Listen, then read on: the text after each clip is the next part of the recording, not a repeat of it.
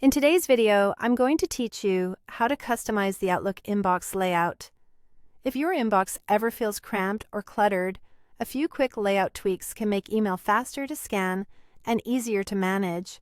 We'll focus on two controls available in Outlook for Windows, both the classic app and the new Outlook, the reading pane and the overall inbox layout. First, let's adjust the reading pane, which is the preview area where you read messages without opening a new window. At the top of Outlook, go to the View tab. Select Reading Pane, and you'll see three choices: right, bottom, or off. Right places the preview on the side of your message list and is the most popular because it keeps subjects visible while giving you plenty of room to read. Bottom stacks the preview beneath your message list, which can feel more natural on smaller screens or if you prefer a taller reading space.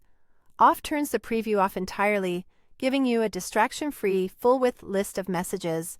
That's helpful when you want to triage quickly, bulk select, or focus on organizing before reading. Try each option for a few seconds.